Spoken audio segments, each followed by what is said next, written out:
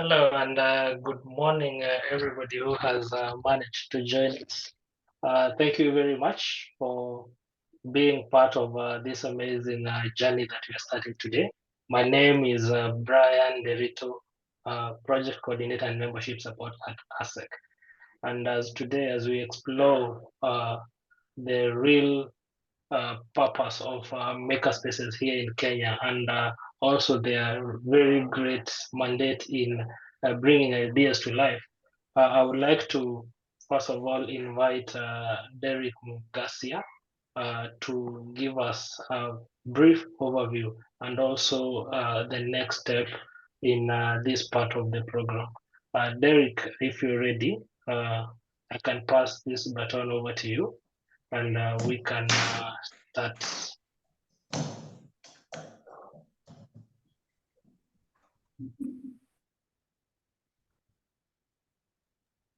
Derek, if you can hear me. Yes, clearly. Good morning, everyone. Thank you, Brian, for that.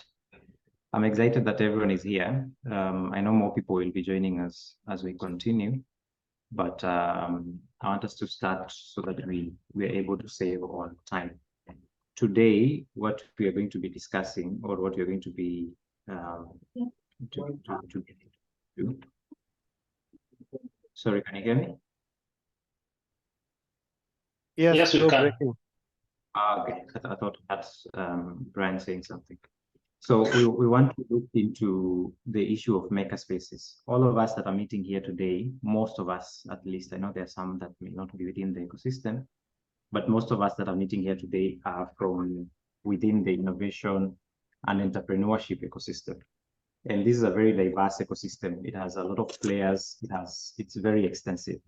So today we wanted to explore, or at least to introduce ourselves to a small group of members of this ecosystem that also do a lot to make the ecosystem work, or they bring a lot on the table. And this is particularly the makerspaces that deal with ideation. So to be able to put that into context, I want us to look into the concept of the fourth industrial revolution. Then from there, we can get into seeing what is going on with the local makerspaces that we have in Kenya. And the fourth industrial revolution, for us to understand this, is easier to begin from a little bit back. And this is within the 1760s, when the first industrial revolution was happening. And this is a time when the society was using machines for production. For the first time, it is moving now from being a society that focuses a lot on agriculture, and now it's using machines to support production. And here we have water steam engines coming up to support transport, especially. We see trains that are moving goods from one place to another using steam engines. So this brought a lot of changes, almost what we can call a disruptive change to the way the society was operating, the way the world was operating, because it made things a bit much more easier. It's really about efficiency. And then the second industrial revolution picked up after that in the 1870s. And here, what the significant innovations that were happening at this time were to do with electric lighting, to do with telephones, to do with radio, which helped a lot with communication, to do with gasoline engines. This is now where cars were being introduced, and trains were not the only options to do long distance travels, and to help a lot with mass production. And of course, science now started kicking in a bit more, which helped also to make things a bit more efficient. The way organizations were operating, the way manufacturing was taking place, the way industrialization was really growing. It was mainly based on the realization of electric power, the realization of which now supported other innovations like radio for communication and telephone. After that, we moved to the 1950s, where the third industrial revolution takes place. And this comes in with the realization of innovations like semiconductors, particularly. And this helped to develop more electronic devices. So despite the fact that we had radios before and telephones before, the discovery of semiconductors helped now to develop even smaller radios, smaller telephones, smaller devices, and more devices were developed. And then here we got introduced into the concept of computing. So we had personal computers, and a lot of people started owning computers. It wasn't just now something that can only be owned by big companies and research institutes, because initially it was mainly around research institutes. It's now moved into uh, individuals at home being able to own these kind of devices. And then internet kicked in as well. So around this revolution, people were able to start, computers were able to communicate with one another initially, to be able to talk, to transfer data from one computer to another, from one institution to another. This industrial revolution helped to make that happen. And as we continued towards now the late 1990s, it started growing a bit more and more and more. But the reason why we're talking about this today is particularly the concept of the fourth industrial revolution, or what some people call Industry 4.0. Industry 4.0 started around 2000s, in the early 2000s. And this is where now we started having decentralized intelligence. We started having more devices talking to each other. It's not just now about computers that have been connected to each other. We started realizing smart devices from this era until where we are now. We start realizing smart devices where we're talking about Internet of Things. We are talking about cloud computing. We've seen a lot of disruptive technologies like the blockchain. We've seen what ChatGPT, for example, is doing. AI, what AI is doing for the society, what virtual reality and augmented reality is doing. And it's not just applications for commercial activities or tinkering activities, but we see this becoming very relevant even in health, in agriculture, in so many ways, in therapy, it's being used. So this is becoming a very integral part of the current society that we live in. And then we've seen even in biology, there's been a lot of changes with gene editing, where people are taking genomes and editing those to be able to come up with different innovations, different kind of elements out of this. So this revolution is very important for us to understand, because it brings us to where we are now, a time when social media is becoming a huge thing. If you think about the third industrial revolution, when computers could only talk to each other, you could not perhaps have a very good social media operating at this time. But we are getting to a point where it's no longer just about the hardware. It is about the softwares as well. And that's why social media has become very important. We are at a point where we have seen new type of jobs being created that could never have been envisioned in the second and the third industrial revolution. Who knew that being a content creator would be some job that someone want to do? Because back in the day, most people would say you have to be a doctor, you have to be a lawyer, you have to be an engineer or a journalist. But now we're seeing more opportunities coming up with the changes in technology and the times that we're living in. So this is very important for us to track, and how this is happening at our context, and how this is useful is because now the reason why this is useful is because as we transition from one generation to another, from one revolution to another, human beings tend to adapt to the new era. We've seen in the past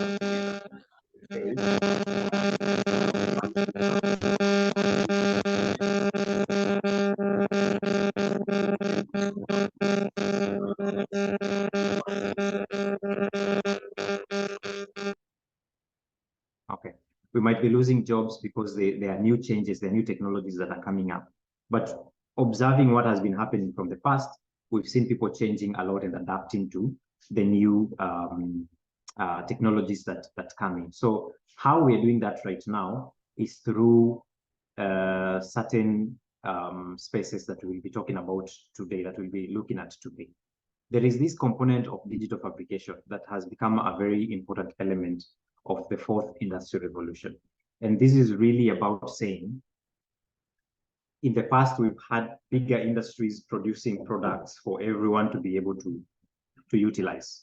So it was almost one shoe fits all. If you needed to buy clothes, there's a specific place you go for clothes. And you could not just come up with your own at home because you do not have the right machinery perhaps that will be able to allow you to do what you need to do. If you needed to buy furniture, there's a specific place that you have to go and buy furniture because you couldn't have the right tools to be able to develop the same for you. If you need to do any sort of interesting product, including electronic devices, you had to, for most of us here in Kenya, as an example, you'd had to import most of these products, or at least consume products that have been imported. They've been produced by very large-scale manufacturers.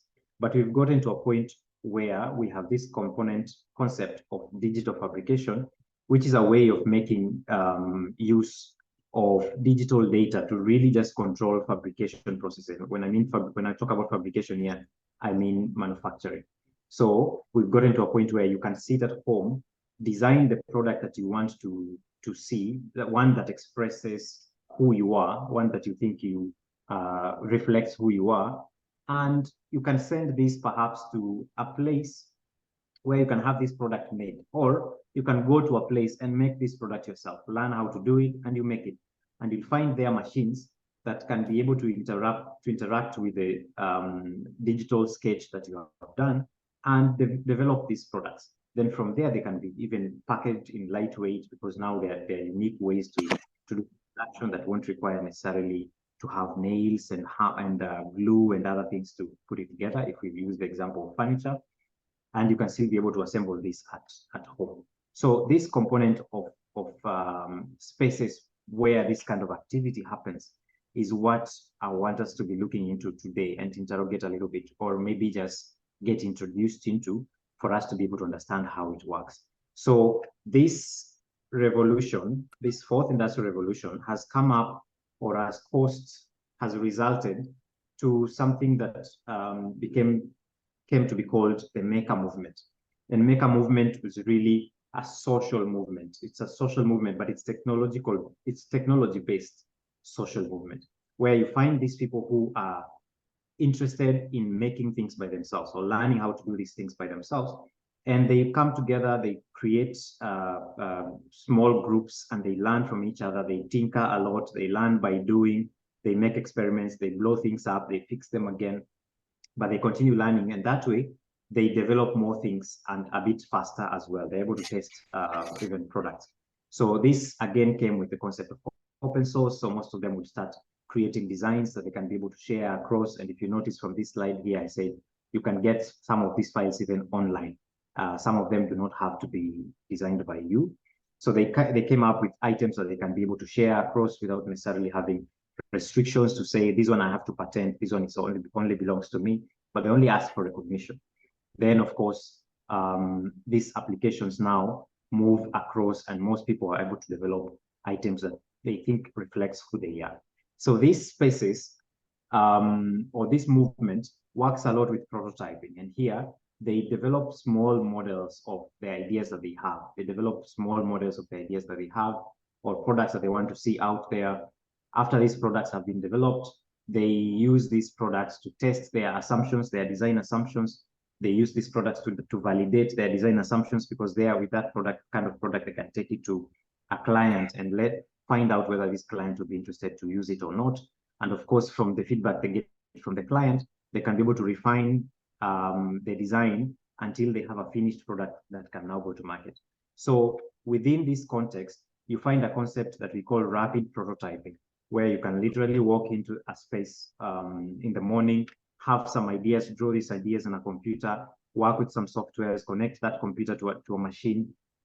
And this machine helps you to develop at least a visual image or illustration of what you want to make easily. And you can use that even to now interact with the clients before you make the actual product that's supposed to function. So that is rapid prototyping. You come in the morning, you sit somewhere, you develop something, you use a certain machine to develop a prototype, and by evening, can be able to express your concept even before potential investors. We've seen another concept called rapid manufacturing, like during COVID period, we needed a lot of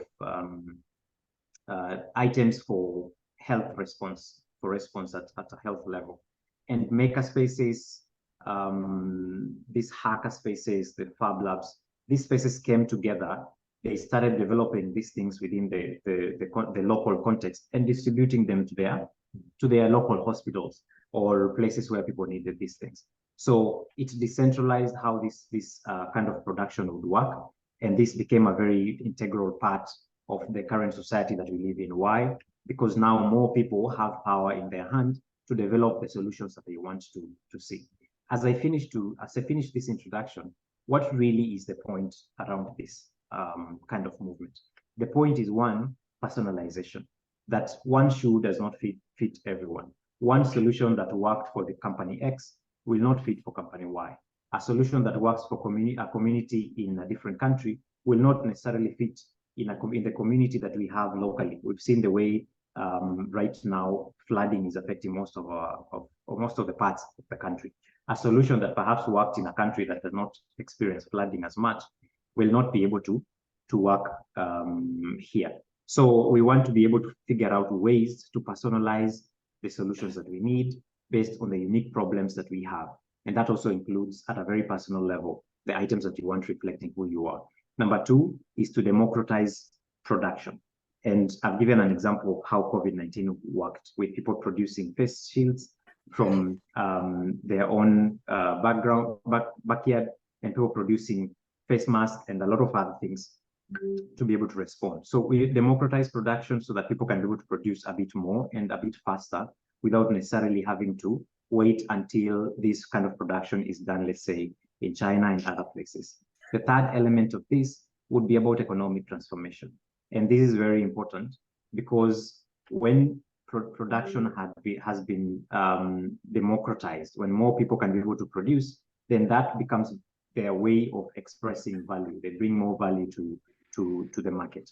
And this helps with economical transformation, because when makers come together, when people are able to learn from each other, when people are able to tinker around, a lot of skills come up, and some people don't necessarily have now to go to sit in, let's say, a very technical school for many years, which sometimes becomes an expensive experience, to be able to learn certain experiences, because they can be able to learn practically from their friends. Now, with this, for this to happen, there have been people who have personal fabrication tools, because now that has been democratized in a way where you can buy this kind of digital fabrication equipment, put them somewhere next to your house, and be able to develop this by yourself. But that requires quite a bit of a hefty investment to acquire that kind of level of knowledge, that level of skill, to acquire that level of resource in terms of infrastructure, the machines and the softwares and so on.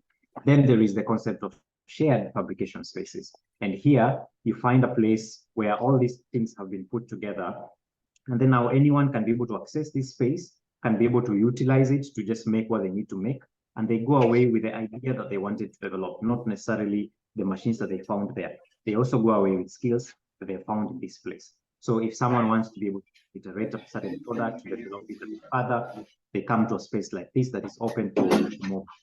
Then they're able to interact with them to learn, but also have their products manufactured to the level that that they need. So this is the conversation that we're having today. And we want to just do a quick, to introduce ourselves to quickly 3 spaces that we have here in the country, and see how relevant they are within the innovation and entrepreneurship ecosystem, because we incubate a lot of startups within our spaces. Some of us are already startups. They're products that we're trying to come up to bring to market.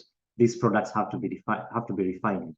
Where do we go to test these products? Where do we go to test these services? How do we do it?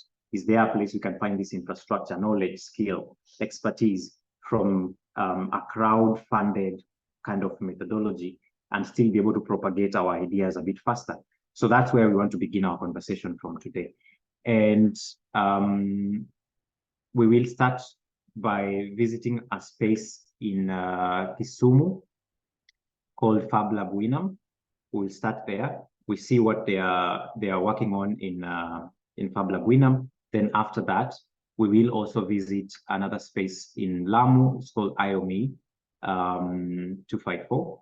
And we will finish by checking out what is going on also at Gearbox, which is found in Nairobi. And this will give us options in terms of where we can be able to find certain services and how we can be able to integrate. So Martin and the team in Fablab Winam, if you are ready, we are ready for you. Thank you so much, Derek. That was amazing definition of terms. And now as we are going along, everyone knows now, welcome to Fablab Winam. Fablab Winam is an innovation makerspace that is bringing together different people who are able to try different things, building prototypes and bringing them to solutions. So here we have Fablab Winam office space, and under office space, we have a number of, you can see wall hangings, literally everything in Fablab. Most of the things in Fablab are built locally, not just by the staff of Fablab, but by the users of Fablab. So Fablab Winam has, I will start explaining the programs we have. We have three main programs. One of them is called Fab Kits, which is focusing more on introducing STEM to kids. Then we have She Builds program, which we've created. As you can see, the camera showing some of the things which are done by the She Builds. So She Builds is a program designed to bring more women into hardware tech, because as you know, African women have always been the best makers, but immediately the technology was introduced, then they ran away from the making. We also have a program called Juakali Plus. As you know what Juakali does, and we only add a value in it by introducing modern technologies and scale. And of course, plus the modern tools, which we normally call digital fabrication tools, which actually Derek explained. We also have other programs, which include Fab ICT. Fab ICT basically is a normal computer classes, which we do in this space. We also have a branding department. So our branding department is basically doing all kinds of branding, ranging from t-shirt printing, business cards, and all that. Fablab Winam currently is running 4 programs. One of them is called IMA, that is Innovation Manufacturing in Africa. We will talk more about it later on. Fablab Winam also does a new program called eSTEM. This is a green kit which we are building in partnership.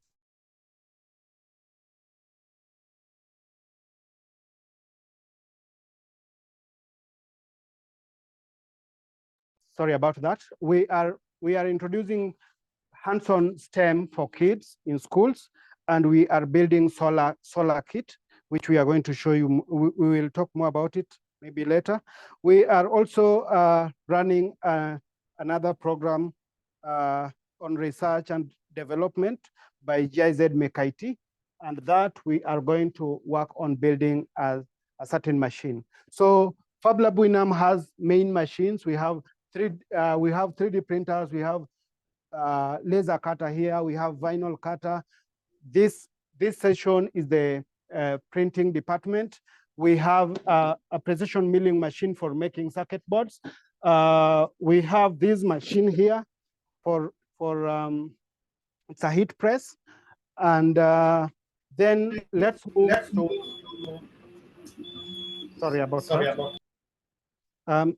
Let's move to the 3D department, where Peter is going to take us through. Thank you.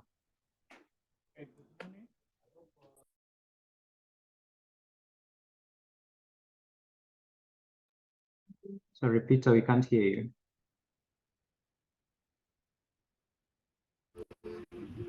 Can you hear me now? Yes, we can hear you.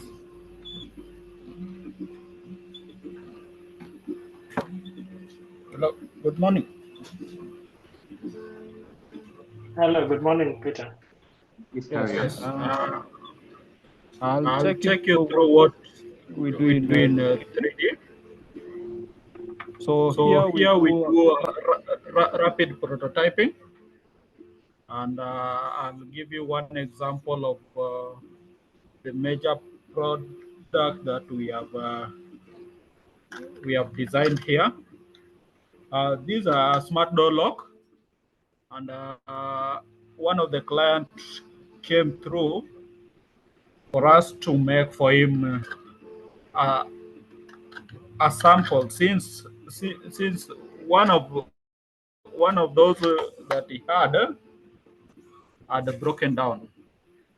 So we did our design, then printed the product and tested it for functionality in terms of does it work the same as the original product. So after that, we ran some production of large numbers. Yes. Besides that, we do several 3D printing projects where we assist individuals, companies, and organizations to come to bring their ideas into life.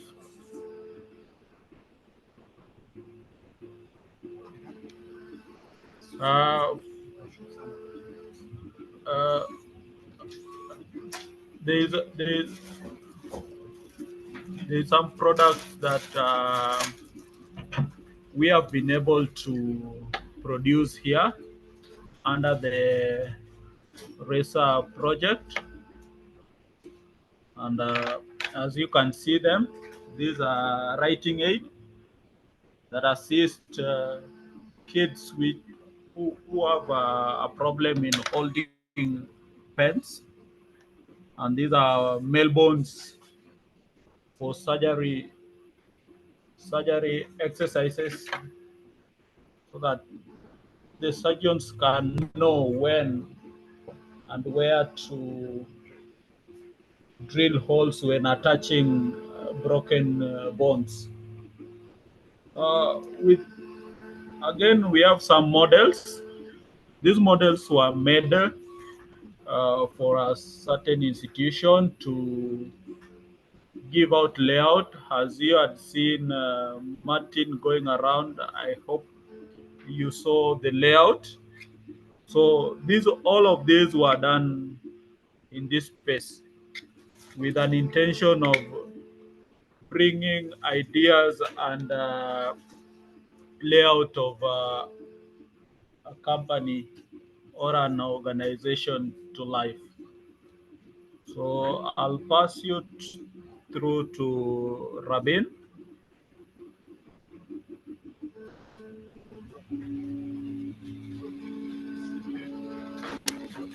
Hi everyone, my name is Rabin Otieno.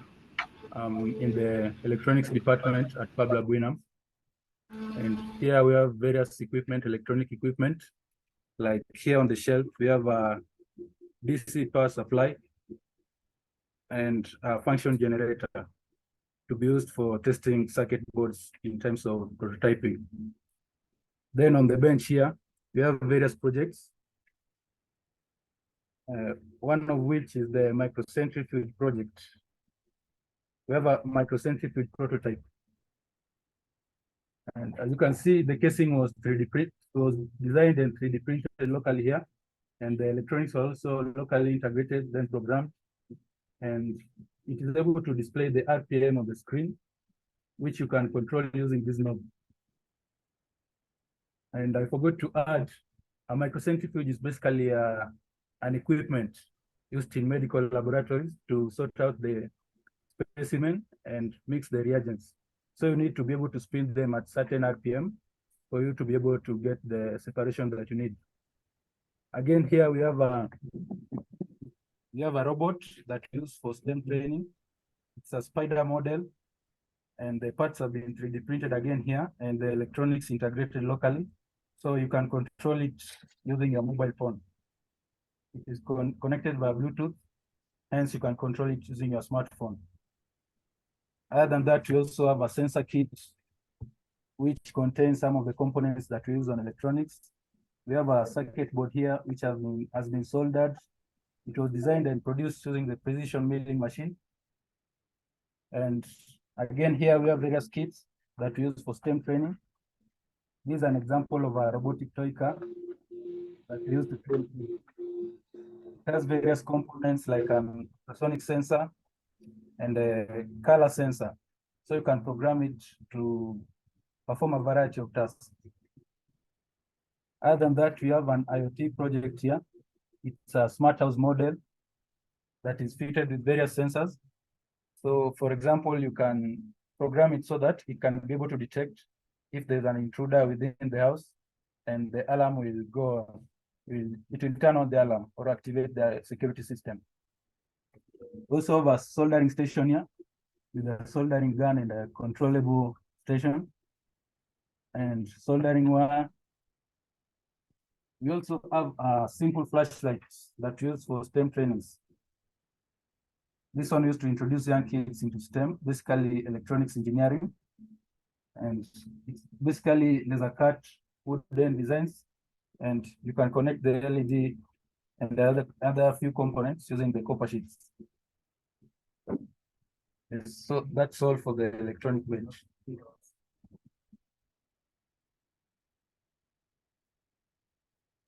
So thank you so much. As we are proceeding, I want to take you now to the department where we do t-shirt printing. And as you can see, this is the department where we do our screen printing. And what we normally do is that we get orders from people, or we do branding for various people, and people are able to do a number of things. So Washington is going to tell us more about what's happening. Hello, everyone. Yeah. So nitawachukua through hii screen printing ambayo I hope kila mtu anasikia Kiswahili, so nitaelezea kwa Kiswahili mbio mbio. So naitwa Washington Ouma, niko Fablab, nafanya screen printing. So hii screen printing inasaidia sana sana kwa vijana ambayo maybe unapata mtu ameshindwa kwenda shule, maybe analelewa na single mother. So unapata screen printing haitaki kwenda college, maybe kulipa school fee, vitu kama hizo. Ni kitu unafundishwa tu, ukiona vizuri kitu inafanywa. So ni kama lesson, kama at least 1 month mtu atakuwa amejua. For example, kama hii nafanya hapa.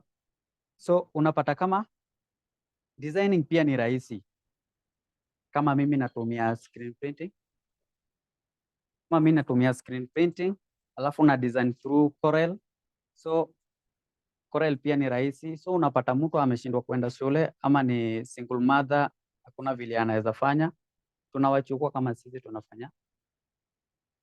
sisi tunafanya training, tunaofa hiyo training kwa watoto kama hao ama kwa wamama kama hao. So screen printing inasaidia sana. Na hii mashini sana sana watu wengi wanaweza tumia freehand. Pia bado ni screen printing. But mashini sasa inatusaidia kwa accuracy and registration. For example, unataka kuchapa more than 2 color, so mashini inakusaidia. Okay, a screen printing machine this one is a screen printing machine. So this screen printing machine, like now tuko na one board and head is 4 heads. So screen printing ni kitu unaweza print nayo anything that inaweza lala kwa board vizuri, ndio screen printing ina print. So unaweza pata woods, diaries, vitu kama hizo unafanya na screen printing. After exposing sana sana ndio inakuanga ngumu kwa screen printing. Maybe kuna wengine wanatumia dark room, kuna wengine wanatumia jua. So unapata hiyo inakuwa challenge ku keep your time ya jua ama time ya dark room. So that's the challenge ya screen printing, lakini ukishajua ni it's just a lesson for 1 month, utakuwa umejua screen printing and you can produce vitu kama hizi tunafanya. So hiyo ndo tunafanya, hiyo ndo department yangu Fablab. Thank you. Thank you, everyone. That was a tour about Fablab Winam. I know there are a few other things which we really rushed on showing. For example, some of the tools that we have, because we also run what is called co-workshop, where we allow young people to able to come and share tools and build things. We have another space which we have, actually it's the workshop, where we do a number of other things. So as we are ending this tour, I would want to take you to one of our users. Actually, you met him when he was explaining 3D printing, because one of the things we do is, instead of having a lot of employees whom we cannot pay, we also work with our users to be able to help us in some expertise. So I'm going to allow Peter again now to tell us about his company and how he works with Fablab. Okay. Good morning once again. My name is Peter. Apart from working with Fablab, I do run a company called Leonic Solutions that deals with design and manufacturing. Basically, the reason I brought Leonic to life was to service or to assist companies, individuals, and manufacturing institutions that are not able to acquire services of a designer. So basically, I do a lot of designs. If you can have a look at some of the sample, those are some of the work that I do for different companies and individuals based on their budgets, on what they want to do. So beyond the design, I also run projects for them.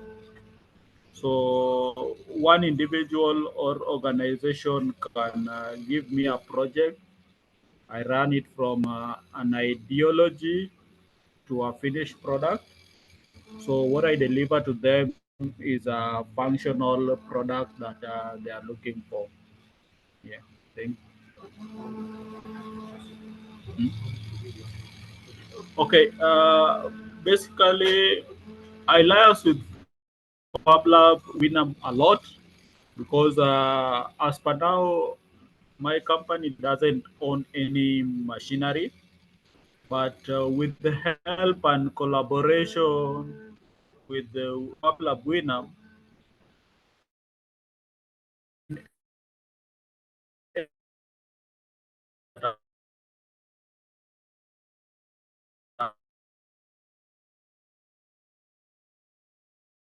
by using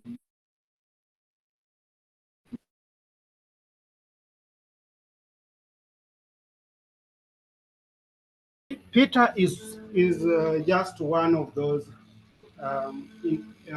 innovators or people with companies that we work with. Others include Inversol, who is also building his own inverters. We also have one called Kefata, which is also working on solar issues, among others. So we have a number of companies that we work with. They do not own their machines, but they use the space to build their products.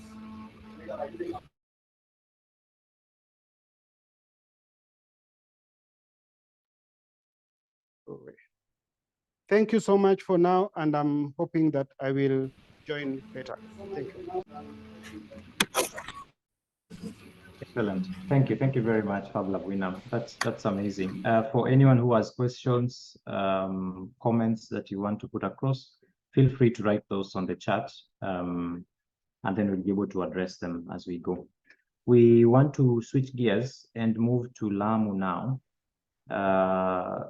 and talk to a team there. Emmanuel, Nasser, are you on standby? You can take this away now. So most of these two are spaces that are similar. They're both Fab Labs, so what we call fabrication labs. Martin has talked us through most of the machines, because Fab Labs have common machines. They have machines that are basically the same. For Lamu, please try and cover machines that perhaps have not been covered by Martin, by the team at Fablab Winam, so that then we save on time. Emmanuel, if you're ready, you can take this away.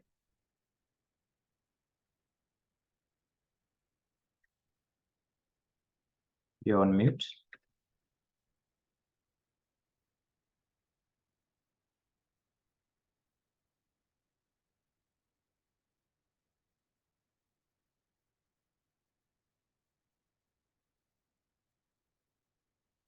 I'm telling you, after this, even Citizen TV will come here for some extra lessons on how to run live events. So you guys just sit back and watch. Derek, are you pitching? I am. Good morning, everyone. Morning, Emmanuel. Please go on. I hope I'm audible. Welcome to IOMI 005 in Lamu.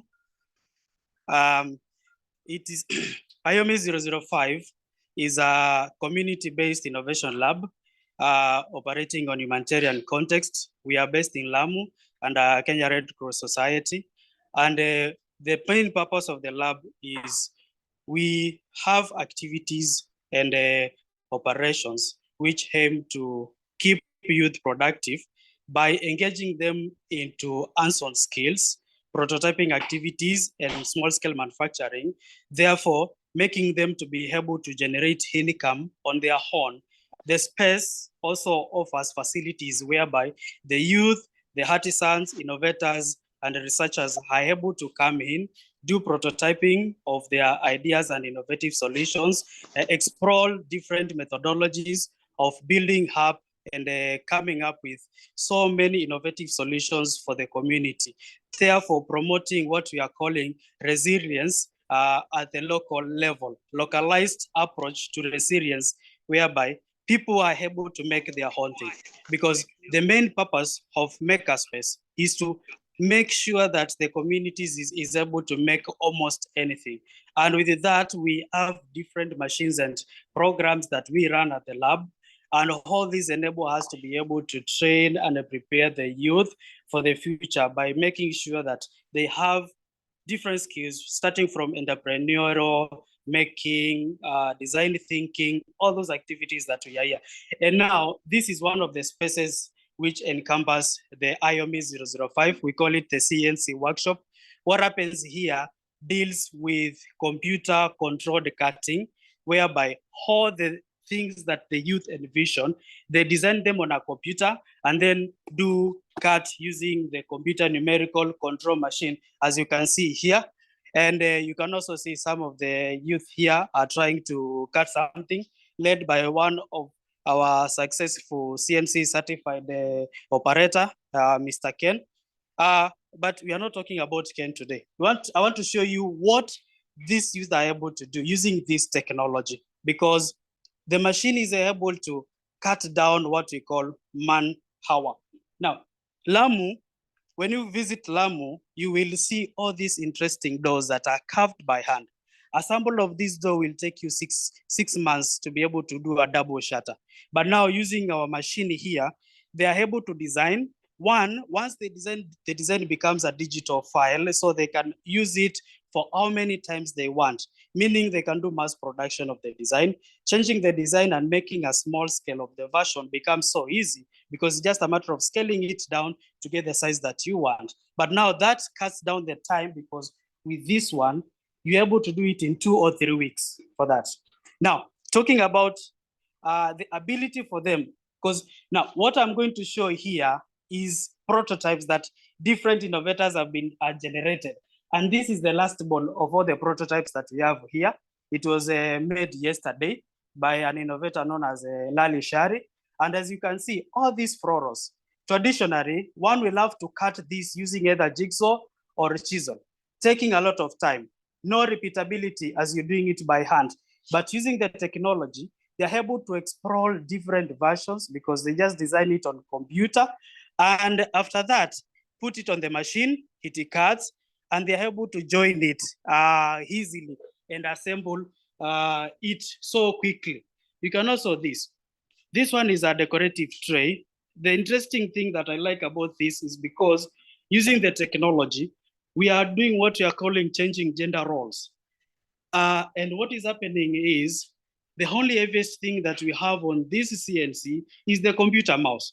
So anybody can be able to come and operate this machine. Therefore, meaning this product was made by one of our innovators known as Madam Sophia. She came in, learned the CNC, and then she was able to make this because it clearly relates to her, and she was so happy that she can make something that she can go and use at her home. So all these things that you're saying here are things that they've been made by the youth using the CNC computer, the computer controlled machine. As I conclude on these areas so that I can show you quickly the other spaces, I want to show you this very interesting concept. Now, we call this one Fred's tool. So this tool, still a prototype, because the complete version has already been sold out. Since also something else that we are promoting here is the ability for the youth, once they make their product, innovators and artisans, through an e-commerce platform, they are able to sell their products online using a system that we've set for them known as Africrea, and we've sold several of these, and this was left out as part of the initial products that we were making. But the bit that I like about this is the ability to make something that you can be able to pack so easily on an envelope and go with it. Oh, thank you, Ken.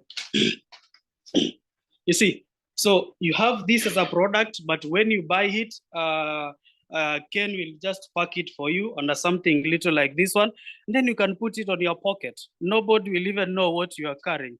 So that's about what we do in this space. So work with me as I show you the other spaces. So what happens is when someone comes to train within our lab, they get to use and become members of the lab. And then after that, they can come and use our machines to produce their own products, then sell to their customers. So as you can see, we have so many spaces, each space doing its own thing. So that is CNC. We have another space doing 3D and electronics, particularly, specialized activities. But now because of time, what we have done is we have brought some of those machines to one space so that we can make the tour shorter and also interesting. So at this time, I want to introduce you to Mr. Nasser. He's my colleague. I am Emmanuel by the way. I don't know whether I said by name. So Nasser, carry on. Thank you, Mr. Emmanuel. So my name, as my colleague has said, is Mr. Nasser.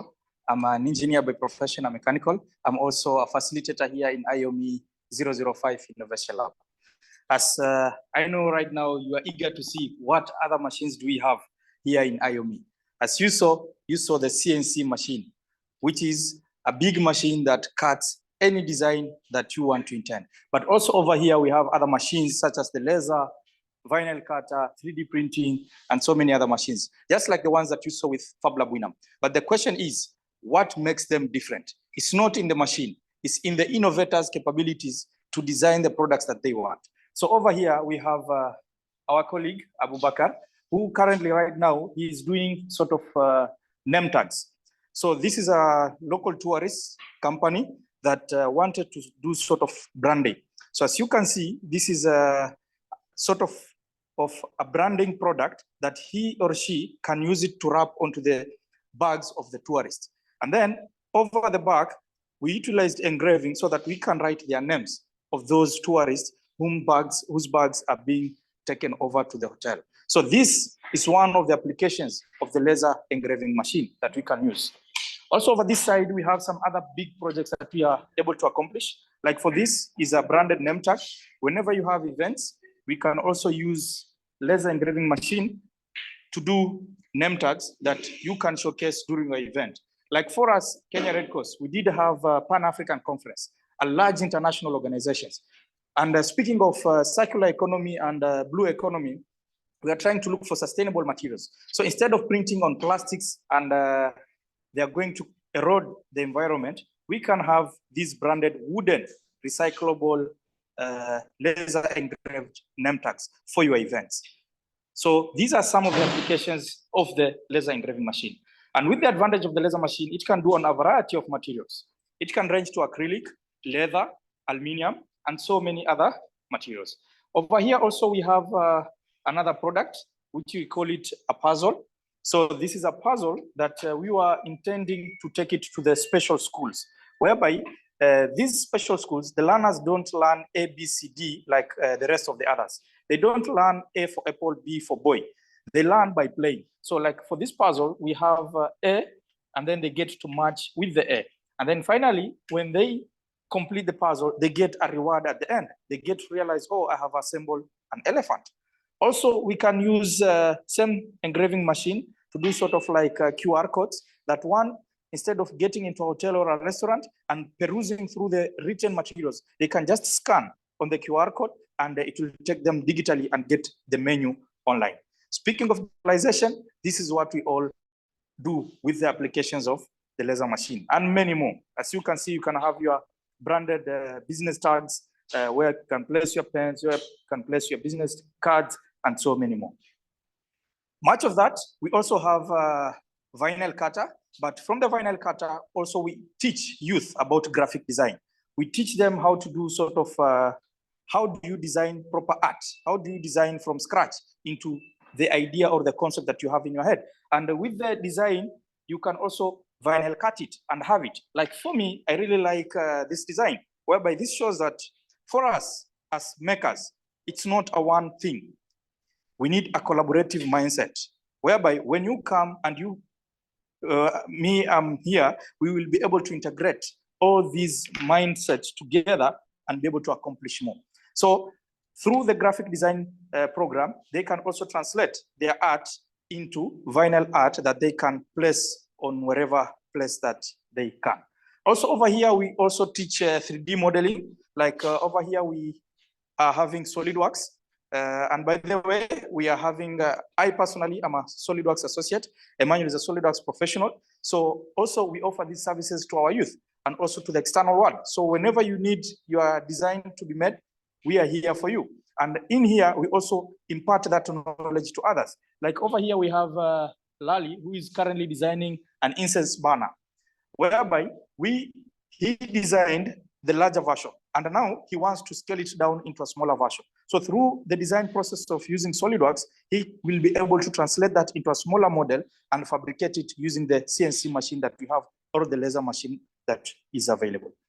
And speaking of culture, here in Lamu, we are known to be having a lot of cultural practices. And through the applications of SolidWorks, he is now able to learn and relate the applications that are out there in the environment and try to bring them digitally, which can also be taken generations to generations. Instead of saying that this art of doing wood engraving is meant for the elderly, but now even the youth have the capability to undertake such kind of programs and make it as fun and innovative from a much better angle.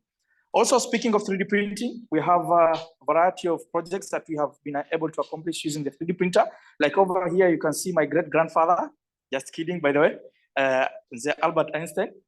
Also, we can 3D print flower vases that whereby we can place our plants and have a green economy. Also, we can 3D print such kind of joints and brackets. So like for this, there was a client who came, he needed these metallic shelves. But since he lives around the coastal region, we told him that these items, we cannot fabricate them here, but since you're living in the coastal region, we have an alternative for you. So we are able to redesign that and 3D printed the same bracket with the same sizes, same mechanical strength that now he is able to utilize for 500 years because it doesn't corrode, it doesn't rust easily.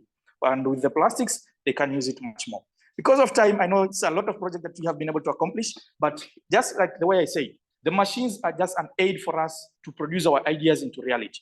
Also, as IOME, we have been able to produce a variety of projects that we have been able to integrate to the community. Like, for example, we teach STEM projects. We go to the schools and enlighten them about the maker culture. How can they start innovating while they are still at the younger age?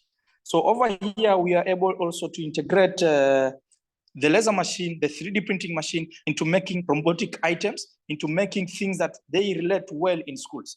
Like, I like this design because it's a water filtration system. As we are taught in school, we are told that if you want to filter water, have gravel, have charcoal, have sand. But on that, it doesn't make much impact to the learner. But what if you make it much creative and innovative and fun in nature? By such that you utilize the CNC machine to cut up these elephant pieces and then integrate those layers. As these students are trying to imagine the process of water filtration, they get to assemble the thing practically so that when they go back home, they can relate and learn this art or this knowledge and apply it in their community. Also, we are having Kids Fun Day during their holidays. They come in here, we teach them Scratch programming, we teach them robotics, and so many other applications so that they get to have that young maker culture in them that they can now think and innovate for the betterment of their future. Instead of relying to the parents that they need money to go and buy tools, when yet they can just look for available materials and make their own innovative products. So many more. But last, because of time, I love this project. We call it a Rov robot. Why a Rov robot? Simply Rov robot simply refers to a remotely controlled vehicle. So it's a robot that is going to go through underwater sea explorations. And from this project, we were just able to utilize simple electronics, simple potentiometers and joysticks that the kids are used to playing. But from them, they were also able to integrate locally available resources, such as styrofoam, PVC tubes that were being thrown away. And then they were able to recycle this, and then they were able to make a Rov robot, such that this robot is going to undergo into the water, explore the concepts of blue economy, also explore what is beneath the sea, but at the same time, they get to learn on how to apply this kind of robot. Because the robot is not just to view inside the ocean. They can try to apply this in a different concept note. How about we try to incorporate the same, but it tends to clear the plastics that are in the ocean. So through this introductory approach, the youth can now transform this further. So with this kind of project, we were able to do with secondary schools that were locally available. We trained them on how the basic functionality, on how it works, and they were able now to take it further. So currently, we are waiting for them next year to come with a better version of the same. Just like I said, the machines are just an aid for us to make some things better, but come through the IOME to learn more. Speaking of the same, we have a large working space that we can also utilize here in IOLIM. So welcome everyone out there. Come join us so that you'll be able to learn all these applications and ideas that you can implement them and help our community. Let's hear from one of our innovators who is able to understand fully the applications of the IOME Makerspace.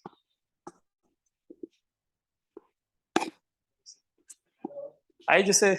So here is our innovator. He's called Jose, but I'll let him introduce himself and explain to us how he was able to benefit from the lab.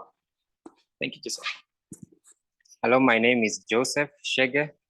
I am an innovator and a volunteer here at Kenya Red Cross, and I've been using the Makerspace in my art practice and in creating a healthy creative ecosystem here within the lab. Some of the things that I do as an artist is sculpture and drawing, and I've been able to use the facilities offered by the lab, namely the CNC, laser cutting and 3D printing to exemplify my craft. So as an example, you will see some of these sculptures that are taken from the narrative that just happened of the maandamano, the street that happened in quite recently. So I got this idea of using my own form my own characters in sculpture to talk about the abuse of power that's happening in this country. So a lot of these were offcuts from what we do at the CNC, and some were actually like crafted using the CNC machine. So with that, I'm able to tell interesting stories in my own very own art practice. So these tell an interesting story of power. As you can see, all of them are input devices, meaning for them to be able to carry the Tomboya Street thing, or for them to be able to do all these comical things that they were doing in the name of revolution or whatever, they had to have this power put in by these particular individuals who, you know, they have the cables, and some of them even have flash drives. So it's a transfer of power from one place to another. So that's what I've been able to do in a brief nutshell, and as well just use the lab to be able to frame a lot of my work in photography. So this, we are able to cut this tape using the laser cutter, use the CNC machine to cut the frames accurately and do the joinery. And using that, I found myself growing as a creative, to be more independent and to be able to teach these skills that I have acquired to other contemporaries here at the lab. I'm really grateful for the lab. And you know, I hope that many of us can use this space to grow ourselves as creatives, so that we can, because we owe it to ourselves to be better for ourselves and the community at large. Thank you. So thank you so much, Joseph. So that is all from Hiomi. I owe it to myself, as Joseph said. So tunajidai, nawe pia unajidai mahali huko. So let's make this world a better place using the Makerspaces. Thank you so much. Over to you, Derek.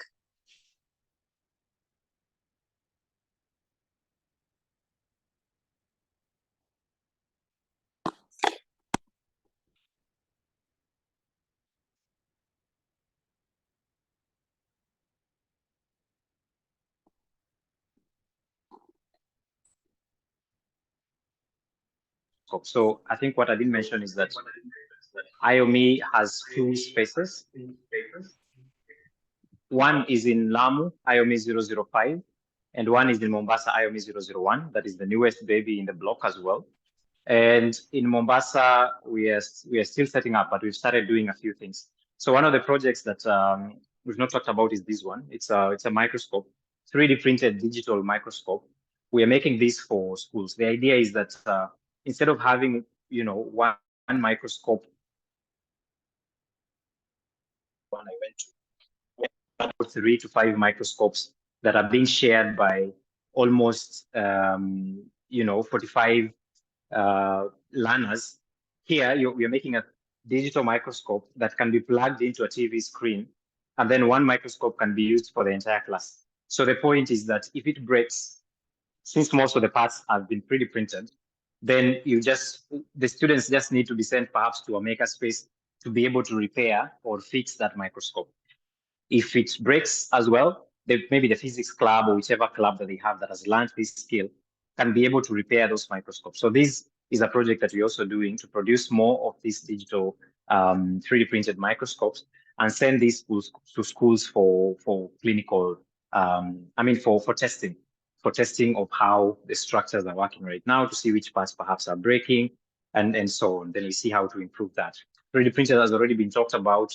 Laser cutting, I'm sure Abu seated next to his laser cutter did not, if he doesn't see this project, he'll be very disappointed. But this is one of his projects that he's done on laser cutter, to have a clock that can be mounted in a room. So the rest, I think this is just a wooden chessboard that you can be able to play with.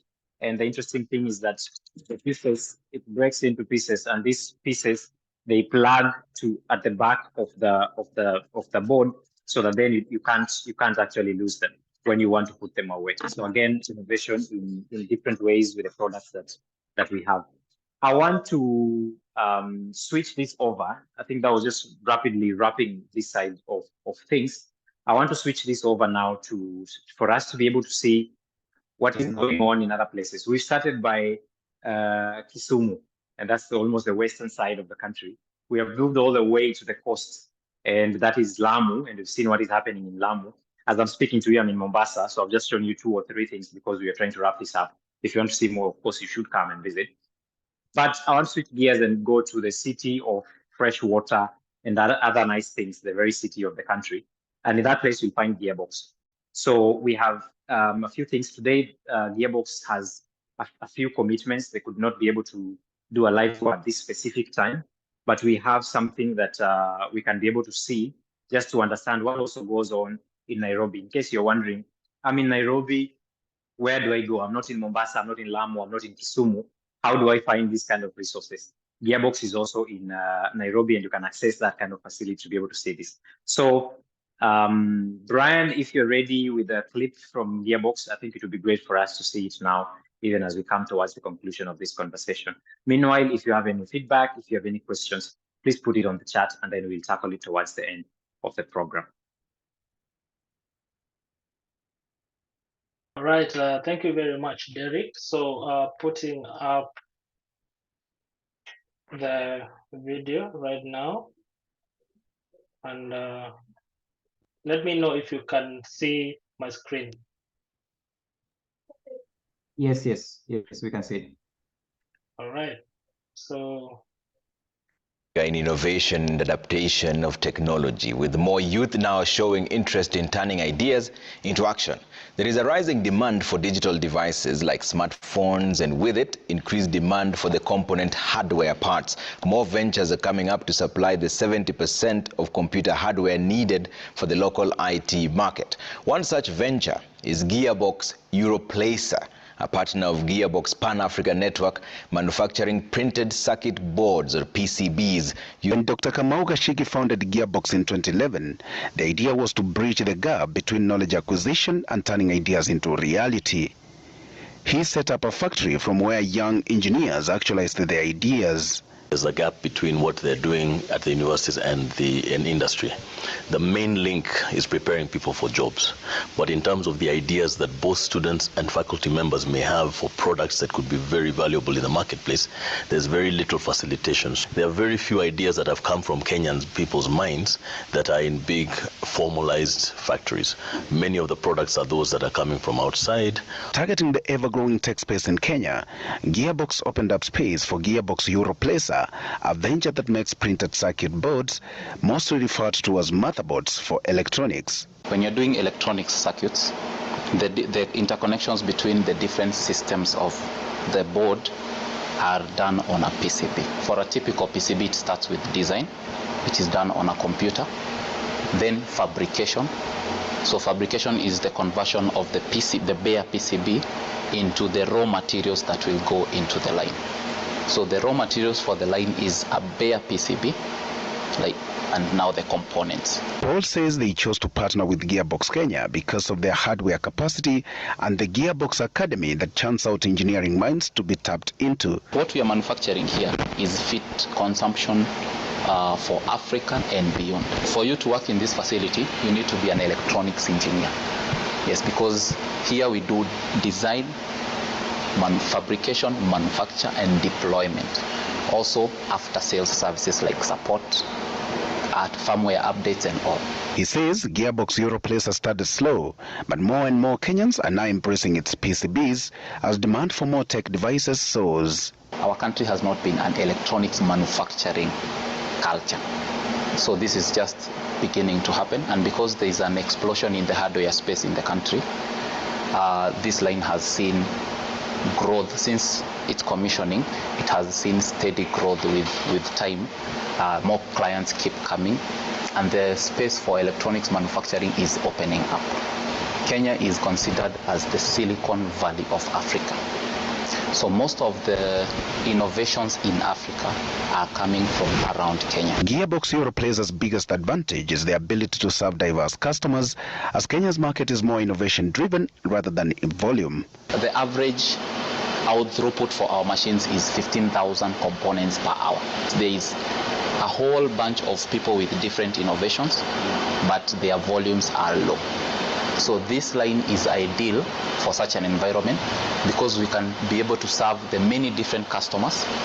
Even with their small quantities, it will not be a problem. Dr. Kamau says the vision is to replicate this model across Africa and make the African continent a manufacturer of its own electronics. Our vision is to make sure that we have what we call an electronic manufacturing sector in Kenya, based or in Eastern Africa, or in Africa in general, but coming out of what we're doing here in this country. So that means not only do we have to have excellence in what we make, but we also have to be able to have policies that are aligned.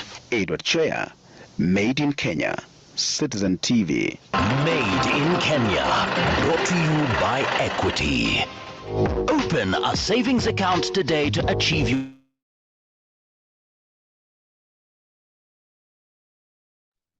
All right. Excellent. Thank you very much. That was it, Derek. Yeah, so thank you. Again, just to wrap this up from my side, and then I'll invite Mercy to come and say a word or two. The point is that you need to produce something, you need to prototype something, you need to learn some skill that helps you to be able to prototype and produce more. These are the kind of spaces that are within our ecosystem, our innovation ecosystem, our entrepreneurship ecosystem, that are focusing a lot on the ideation, and they cover from ideation, and then some of us also go all the way to incubation. But we focus a lot on the ideation element. The Makerspaces focus a lot on the ideation element, where you can be able to come up with the idea, test whether this idea is viable in terms of the functionality and just how sound it is as a product, and then move this idea perhaps to clients, see whether it works, and come back again to iterate, to prototype, to be able to see whether it, to make sure that it fits the demand that is there in the market in terms of the expectation in its functionality and how it provides the service that is needed. So this is very important as an element of the innovation ecosystem. And then after that, that idea now can move to an incubation level where we now focus on the business end and say, how can we make business sense from this product? And from that point, it can go into scale up at the point of acceleration. So within the ecosystem of entrepreneur support organizations, within the ecosystem of startups, within the ecosystem of manufacturing, this is very critical for us. I've just been reminded there's one element or there's one part of this tour that we have not covered before I invite Mercy to come in. Martin, can you please bring us up to speed with some of the work perhaps that you're doing as spaces for around distributed manufacturing?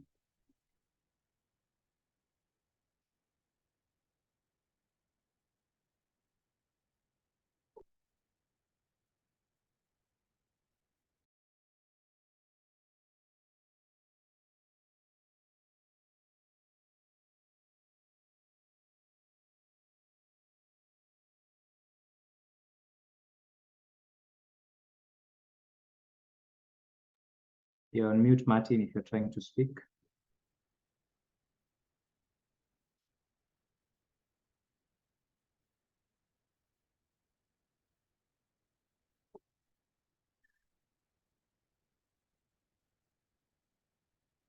Martin, are you there? I'm trying to, okay, now I hope you can hear me. Yes, perfect. Please go on. And you can see me as well. Can you, are you able to see my screen? Yes, clearly. Yes. All right, thank you so much, Derek, and everyone for your patience up to now. I am going to run us through what we call innovation manufacturing in Africa. And it is important for us because this is a project which has been working with 9 makerspaces in Africa. And the reasons why this exists is this question: is Africa industrial enough? As we are talking about industrialization, where do we get our products from? How many makerspaces are able to support projects from the product, for the product development to the end?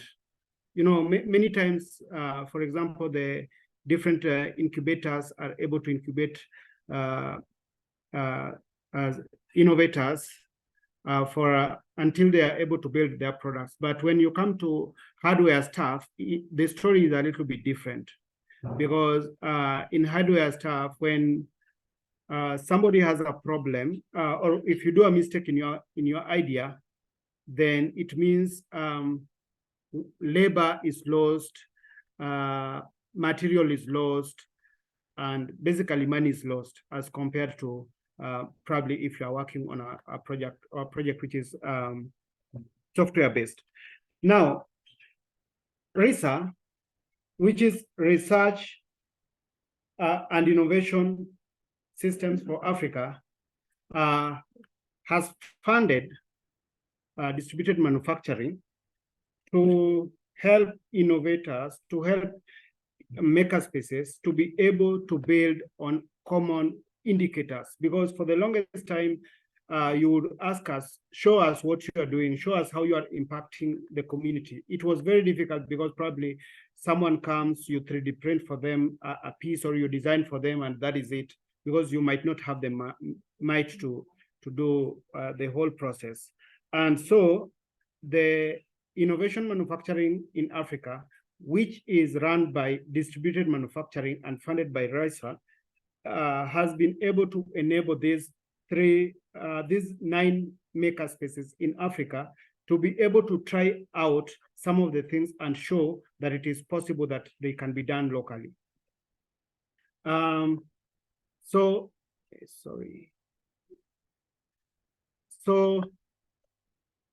Sorry, I'm moving so fast. So the sole purpose was strengthening the hardware maker innovation ecosystem and its research capacity in Kenya, Ghana, and South Africa, with partnership to grow the evidence-based. In Kenya, the 3 of us, that is Fablab Winam, IOMI Lab, and Gearbox, have been participating in this particular project. So you can see the list of all the 9 makerspaces who have been participating in this. And actually, we are coming to an end this month. So I think I've talked about a lot of them, a lot of the items. But now, if you look at the researchers, most of the time, they normally come to conclusion when they publish a paper and they see it as the end. While that one shouldn't be the end. The end should be about commercialization.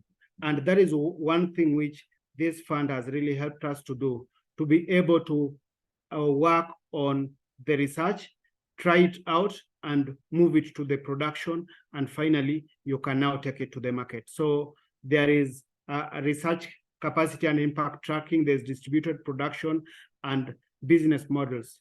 Now, under distributed production, for example, Derek had given an example during COVID-19 where all the makerspaces were able to make certain things. Probably there's a little part which he never mentioned, that you could easily find one makerspace probably in another country. I remember sharing design to some guys in South Africa and Egypt. So one person could do a design and share it out to others. And so one particular design can be produced by all the makerspaces because we have shared machines, we have shared protocols. So it is much easy. Even today, Derek might be invited to another country to make a presentation of one of the items that he has built there, but he doesn't need to carry that. He only needs to carry the files, which actually are digital. And he moving to the nearest Fablab or makerspace there, will be able to build the same item. And that is one of the reasons why we exist. Now, the IMA was able to publish a report on impact indicators, which was done in June. You can find it online. We have also been doing a mentoring program, which started in May, ending November. And under this, we are also trying to mentor makerspaces and see what are the challenges that they have and how can they be, how they can mitigate on that. Of course, I find myself at a crossroad way when I'm saying because on one side, I belong to distributed manufacturing, and the other side, I belong to Fablab Winam. So distributed production. This was a time when we were able to test a number of items. And as you can see from my screen, we were testing 3 items under 3 categories. There was one under simple or basic category, which was basically developing a simple item called a writing aid. The writing aid help those people who have problems with their limbs, and you can be able, I know a lot of people will ask me, how is it used? Derek, do you know how it's used? Yes. So if your limbs have problems of holding a pen, you can use it this way. It will hold it in a position and, sorry, no, yes. Now this is the right way. Yes. So as you can see, you are able to hold the pen to write.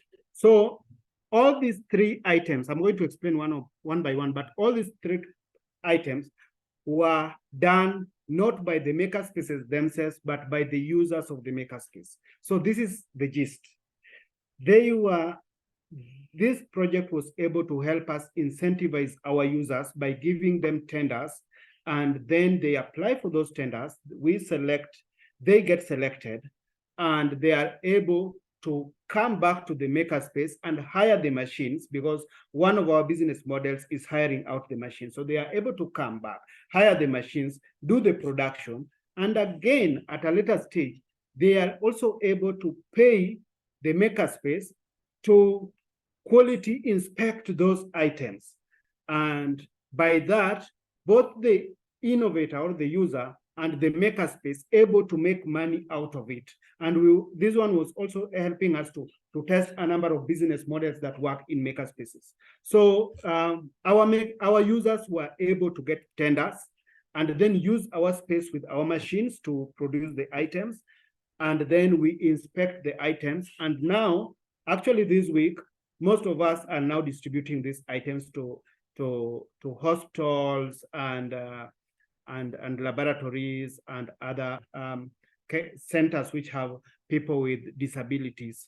So like I said, the first item was this guy called writing aid. The second item was this guy, which is basically a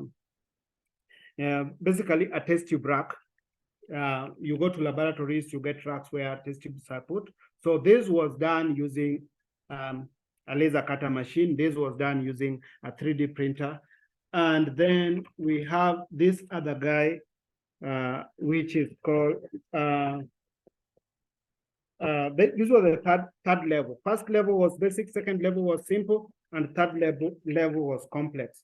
Now this complex guy is called proximal fragment, which is used for tubular fracture fixation. So when students probably at medical school learning on how you can fix a fracture, or just the professional wants to fix a fracture, before they actually do it, they have to test and figure out where do they need to drill and how is that working.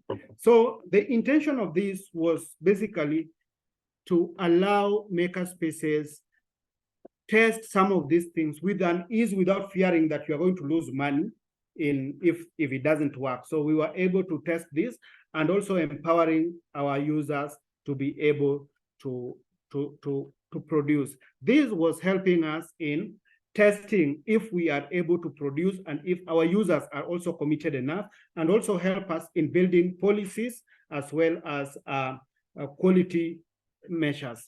Now, during this period, there was a mapping of skills and people.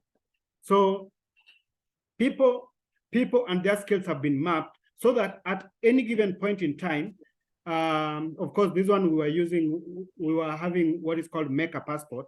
So at any given point in time, you want to be in a certain place, you want to produce something, you are able to go to the map to find out who is where and what is he doing. And there was also mapping of machines. So machines were also mapped.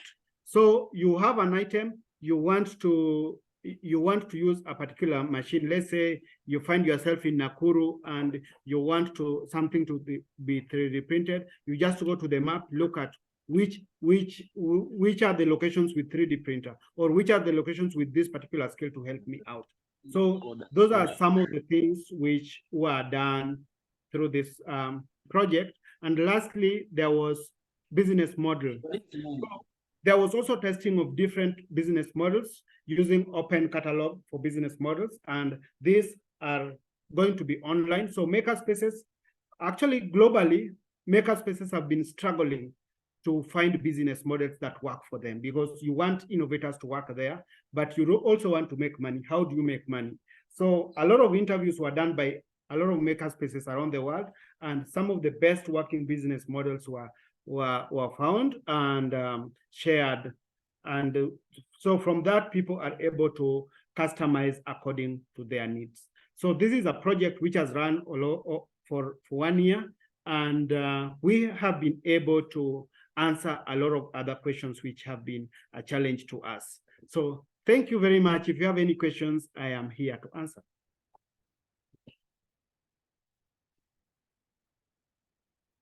Thank you, Martin. Yeah, I think we'll have maybe just a few minutes for questions. In case there's someone who wants to ask a question, please go on. I can see Ebengo has raised a raised hand there. Please unmute and just ask. Yes, thank you, Martin, for the presentation. Thank you to the organizing team. I'm wondering, because such kind of innovation requires also inclusion.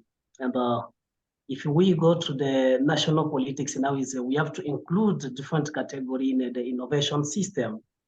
But I really feel like if it's on the plan, then good.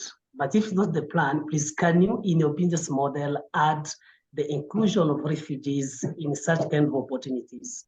Because we really need such opportunities, but we are not able to access them.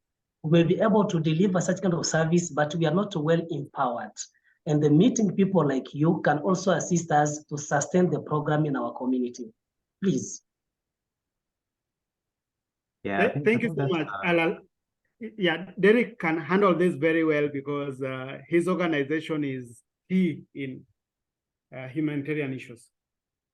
Thank you. Bengo, that's a good question. So the reason why IOME came up, IOME, first of all, has been set up by the Kenya Red Cross. It's an innovation lab within the Kenya Red Cross.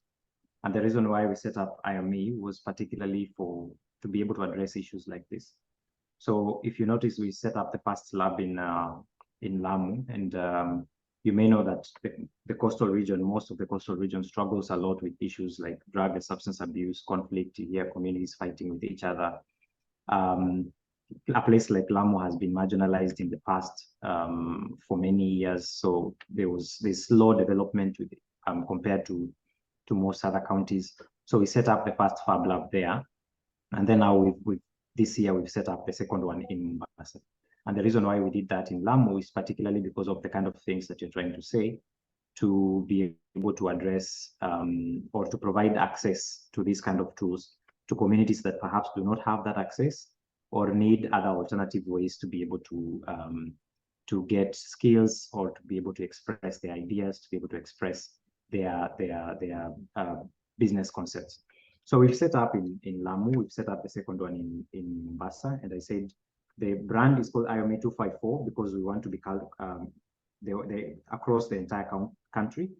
We have the 005, IOME 005 in Lamu, IOME 001 in Mombasa. The plan is to continue expanding into other spaces. And we intend right now, even if we don't have a specific space in refugee camps like in Kakuma, as Kenya Red Cross, we have operations there. So as we continue, we intend to bring these kind of activities that happen in our spaces into refugee camps, even as we slowly look into how exactly we can set up physical spaces to operate from. And perhaps we might just end up with another IOME there. The good thing is that once you have access into one Fab Lab, you have access to all the Fab Labs. And whether you're in Kisumu, if you're in Mombasa, you come to the one in Mombasa. If you are in Kakuma, once we start operations there, you go to the one in Kakuma, but by extension, if you happen to travel to Kisumu, Martin will be happy to have you, and you'll still find the same tools and equipment that you need or you are accustomed to in other spaces within those kind of areas. So it's something we are looking into, and of course, it takes more than one party to be able to do it and do it well. But it's an intention that we intend to have. Hopefully, at some point, we'll have more than 47 IOME spaces across the entire country, and that focuses a lot on communities that really, really need this kind of ecosystem around them. Any other question? Maybe we can take two more so that we don't. Can I add something? Yes. Yes. Yeah. Why I brought this question is because, like in Kakuma, we have a center where they are providing makerspace, but it's not totally professional because of they don't have enough skills, but also they don't have enough kids. So when it comes in terms of having a fast space where we can host the program, we already have a place. Like if you go to Kakuma Vocational Training Center, they have that program, but it's not enough for them because the lack of enough skills as expertise and the lack of enough material to run the projects and implement it successfully. That is why I'm trying to say this. So if that is in the plan, please try to visit and see how we can also get involved. Such kind of skills are really beneficial to our children, even ourselves. Absolutely. No, I agree with you. We'll start looking more into how we can support that, but our intention is to be all across. We want to be able to work with partners that are close by, not just as Fab Labs. We also work with other organizations to make sure that these programs are more impactful. So as we come to spaces like this, we will also be working with existing infrastructure and existing resources to make this better and to make the impact a bit more. So I hear what you're saying, and I think I'll also keep your contact so that once we start operations in Kakuma, we reach out to you and we help work together to set this up properly.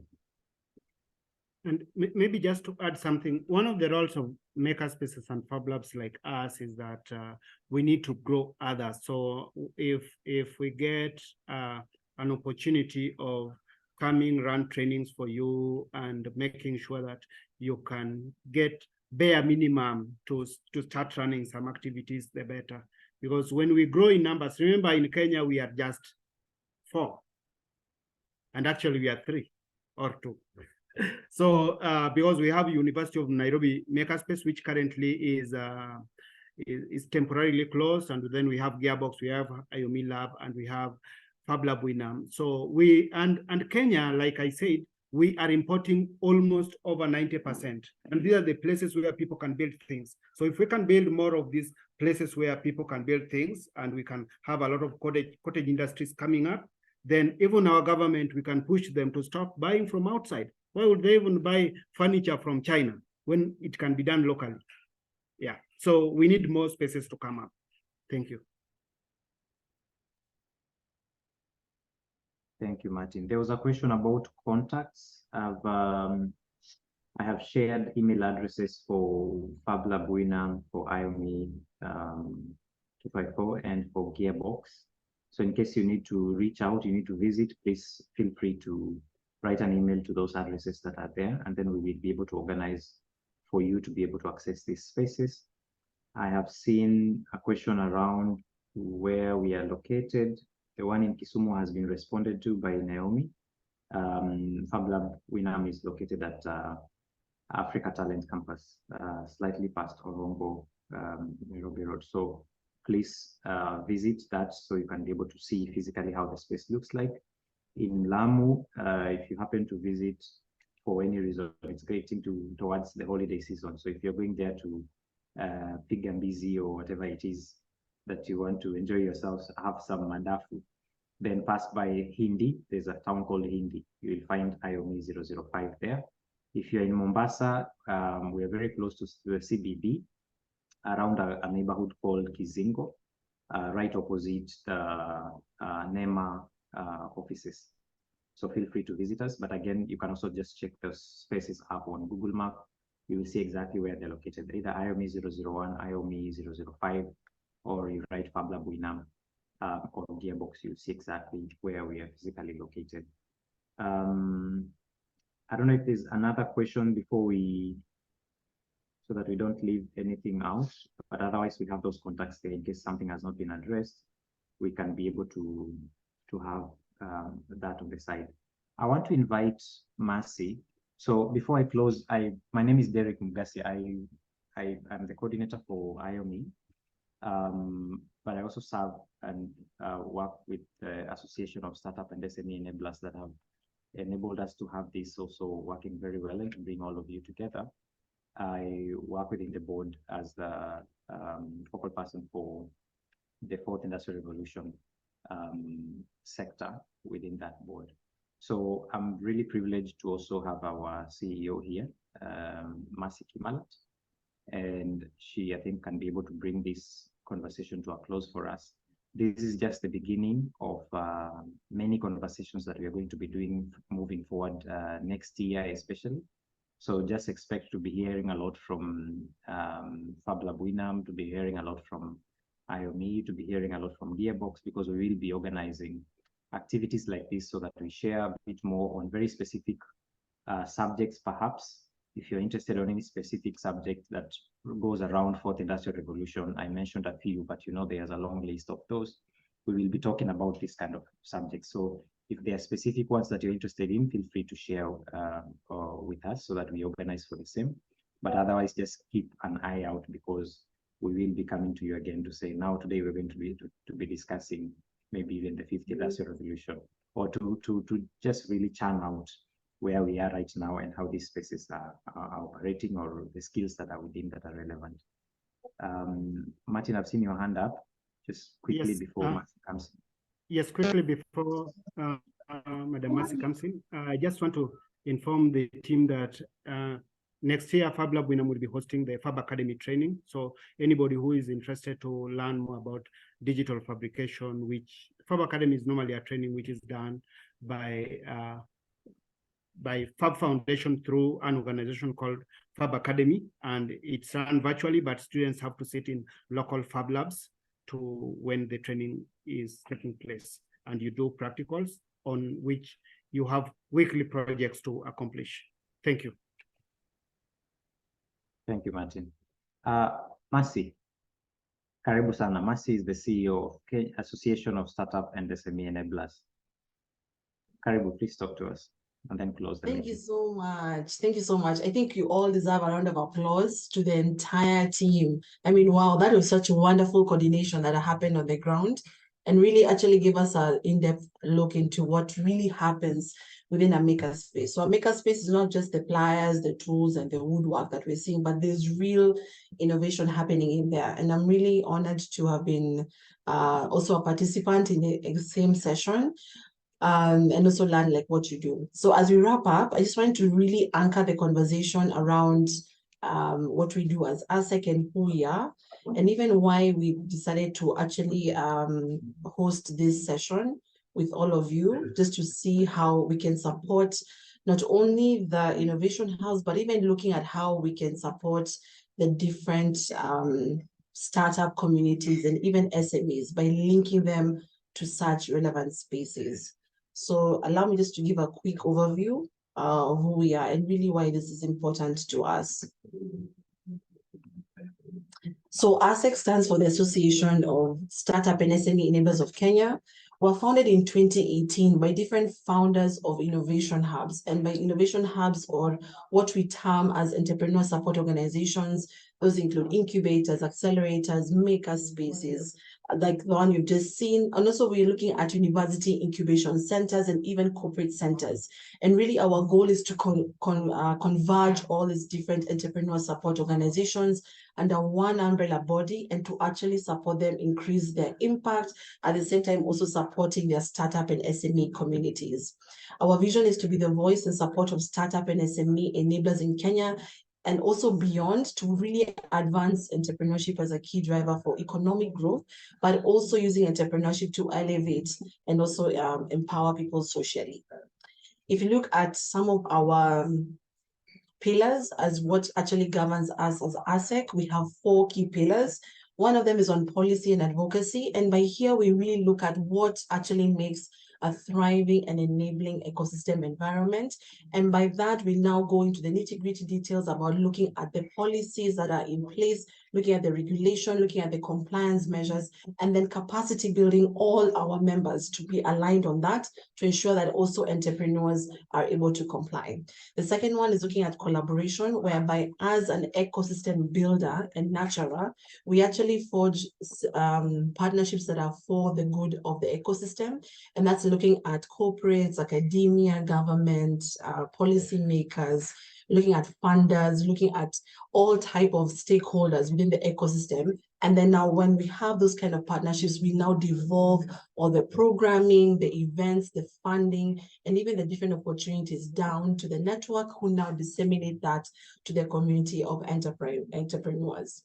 The third one that we do is on capacity building. So we normally conduct different needs assessment of the innovation hubs and the different ESOs that we work with, and then now design relevant capacity building programs to strengthen their capacity and also their operations so that they can serve more entrepreneurs in the Kenyan ecosystem, but also looking at how they can scale into other economies. And that is what now we do under the internationalization pillar, looking at how we can support the route to market, not only for the startups and SMEs, but more so for even the innovation hubs, how they can be able to scale their impact of work across the different borders, but then also promoting Nairobi or more the Kenyan ecosystem as a destination for investment and also for facilitating knowledge and tech transfer within the Kenyan ecosystem. So if you're looking at the work that our members are doing, they're really the silent engine behind Kenya's booming economy. And that is why even for you, if you're an entrepreneur within this call, I highly encourage you to join a program that one of our members are conducting. You have heard from Fablab Winam, you've heard from Red Cross, the IOME 254, and the different outfits. We also have Gearbox and many others that are really supporting you. And some of the services that you can receive are technological services. You can also receive professional services to help your business. We also provide training and coaching. There's also mentorship that you're given in that ESO space. There's also co-working that is highly subsidized or even part of that package. They also provide investment services to you. And the most important part is being a partner for your growth, not just only during the active program, but throughout the entire journey. And as ASEC, our commitment is to continue to strengthen these ESOs to ensure that you as an entrepreneur receive the right kind of service and when you need it. So in terms of our outreach, we have more than 120 Kenyan entrepreneur support organizations that are cutting across the different sectors. Today, we're able to zero in on the Makerspaces because they do play a very integral part in supporting the product formulation and also embedding technology within the business. And you've seen all the good work that they've been able to do. So even as an entrepreneur, you have an opportunity to tap into that Makerspace and access not only the facility, but even the community that really surrounds it. And really be able to strengthen and grow your business to the next level. So some of the impact that we've been able to achieve is quite broad and diverse, but allow me just talk about our partners. We have partners within government because we do try to champion for an enabling and conducive environment. We have different partners, development partners. We have corporates who have the foundations and many others. And also we work very closely with Pan-African organizations as well, just to ensure that we're supporting the startups and SMEs, not only access the capital, but also be able to scale across the borders. And then also we partner heavily with universities and academia because we believe that our members need access to research and data that they can now help inform entrepreneurs to really try and fine-tune their processes and also tweak the business model to remain competitive. And of course, media, everyone loves media. It's important because that's the only way we can disseminate the impact of the business. So in closing, I just want to say that it's really been an honor to have all the 3 Makerspaces really share their impact and also what they're doing. But more so, the key thing is it's time for us to adapt and also remain competitive in this day and age. And that's why even as ASEC, we're really happy to have had our members present these opportunities and even collaboration to all of you. And if you are actually an innovation hub, we highly encourage collaboration as a pathway for growth to really support your startup communities. If you're an entrepreneur, be ready to ensure that you plug into these existing programs. And I think also Derek and Martin, you will also share more details on the chat about how they can access and also all the programs that you have available. As ASEC, we have an ASEC newsletter that we've actually aggregated all these different opportunities that we normally send twice in a month. But also alongside that, we have the ecosystem portal, whereby we'll be showcasing more of our member programs and events that you can actually sign up directly to access those opportunities. And Brian will be sharing that on the chat. So thank you so much, everyone. I hope to see you in the next session, because we are going to go into the nitty-gritty details about really how do we spur the hardware innovation ecosystem. And I really want to invite you again all for coming, to come again also for that other session. And we can continue collaborating, discussing, and even further on, build a community of practice where we can now start developing knowledge for the Kenyan ecosystem around this topic. So thank you so much, and let me hand over back to Derek. Thank you, Mercy. Right on time, and we're finishing this right on time as well. So again, just to give thanks to everyone who participated in organizing this. It's been a few days and weeks of preparation. Fablab Winam, thank you very much for coming through. Gearbox as well. The team is also, some of the team members are sitting in the call listening to this, as well as IOME, the entire team that has been working through this. We appreciate you guys for your time, but we also appreciate everyone who attended this call for spending 2 hours of your time with us, having conversations around this, and we hope to be hearing from you very soon, or at least figure out a way to be able to work together. Other than that, I wish you all a great afternoon and have a good rest of your week. Bye for now. Thank you, Derek. Bye. Thank you. Thank you. Actually, Derek, could we take a group photo or something before everyone drops off? So if you're still on the call, you can turn on your video and you can take a group photo, at least. Absolutely. Thank you, guys. I was late.